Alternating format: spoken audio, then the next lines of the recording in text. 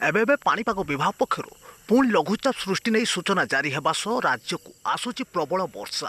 24ରୁ ରାଜ୍ୟରେ ପୁଣି ଥରେ ପଶ୍ଚିମା ଝଡ଼ର ସମ୍ଭାବନା ନେଇ ସୂଚନା ଦେଲା ପାଣିପାଗ ବିଭାଗ। ଏପଟେ ଆଗାମୀ 24 ଘଣ୍ଟା ମଧ୍ୟରେ କାଳବୈଶାଖୀ ପ୍ରଭାବରେ ରାଜ୍ୟର ଅନେକ ଜିଲ୍ଲାରେ ବିଜୁଳି ଘଡ଼ଘଡ଼ି ସାଙ୍ଗକୁ ବର୍ଷା ସମ୍ଭାବନା ରହିଛି। 6 ଜିଲ୍ଲାକୁ ପ୍ରବଳ କାଳବୈଶାଖୀ ସାଙ୍ଗକୁ ବଜ୍ରପାତ ନେଇ ସତର୍କ କରାଇଛି ପାଣିପାଗ ବିଭାଗ। ଏନେଇ ଅରେଞ୍ଜ ୱାର୍ଣ୍ଣିଂ ଜାରି କରିଛି ବିଭାଗ। ବିଶେଷ କରି ଦକ୍ଷିଣ ଉପକୂଳ ସମେତ ଦକ୍ଷିଣ ଆଭ୍ୟନ୍ତରୀଣରେ ଆଗାମୀ 24 ଘଣ୍ଟା ମଧ୍ୟରେ ଭୀଷଣ କାଳବୈଶାଖୀର ସତର୍କତା ସୂଚନା ଜାରି ହୋଇଛି ଏବଂ ବାଲେଶ୍ୱର ସମେତ 17 ଜିଲ୍ଲା ପାଇଁ ୟେଲୋ ୱାର୍ଣ୍ଣିଂ ଜାରି କରିଛି ପାଣିପାଗ ବିଭାଗ। ତେବେ ନିଶ୍ଚୟ ଜାଣନ୍ତୁ କେଉଁ ସବୁ ଜିଲ୍ଲାମାନଙ୍କୁ ଆଗକୁ ପ୍ରବଳ ବର୍ଷା ରହିଛି, କେଉଁ ସବୁ ଜିଲ୍ଲାମାନଙ୍କୁ କାଳବୈଶାଖୀ ପ୍ରଭାବରେ ବର୍ଷା ବଜ୍ରପାତ ଏବଂ ଘଡ଼ଘଡ଼ି ନେଇ ସତର୍କ କରାଇଛି ପାଣିପାଗ ବିଭାଗ।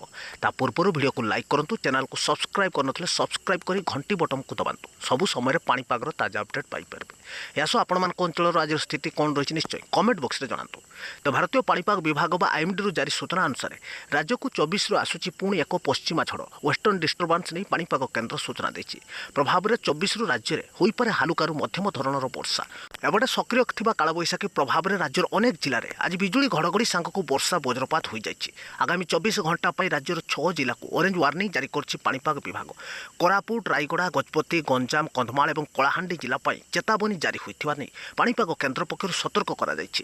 ଏ ସମସ୍ତ ଜିଲ୍ଲାମାନଙ୍କରେ ଆଗାମୀ 24 ଘଣ୍ଟା ମଧ୍ୟରେ ବିଜୁଳି ଘଡ଼ଘଡ଼ି ସାଙ୍ଗକୁ ବଜ୍ରପାତ ଏବଂ ହାଲୁକାରୁ ମଧ୍ୟମ ଧରଣର ବର୍ଷା ଅନେକ ସ୍ଥାନରେ ହେବାର ସୂଚନା ରହିଛି। ଏହା ସହ କୁଆପଥର ବର୍ଷା ନେଇ ମଧ୍ୟ ସତର୍କ କରାଇଛି ବିଭାଗ। ଏପଟେ ମାଲକାନଗିରି, ନବରଙ୍ଗପୁର, ନୂଆପଡ଼ା ସମେତ ବୌଦ୍ଧ, ଅନୁଗୁଳ, ନୟାଗଡ଼, ଖୋର୍ଦ୍ଧା, ପୁରୀ, ଜଗତସିଂହପୁର, କେନ୍ଦ୍ରାପଡ଼ା, କଟକ, ଯାଜପୁର, ଢେଙ୍କାନାଳ, କେଉଁଝର, ମୟୂରଭଞ୍ଜ, ବାଲେଶ୍ୱର ଏବଂ ଭଦ୍ରକ ଜିଲ୍ଲା ପାଇଁ ୟେଲୋ ୱାର୍ଣ୍ଣିଂ ଜାରି କରିଛି ପାଣିପାଗ ବିଭାଗ। ତେବେ ସମସ୍ତ ଜିଲ୍ଲାମାନଙ୍କରେ ବିଜୁଳି ଘଡ଼ଘଡ଼ି ସାଙ୍ଗକୁ 2ଟି ସ୍ଥାନରେ ହାଲୁକା ବର୍ଷାର ସୂଚନା ରହିଛି।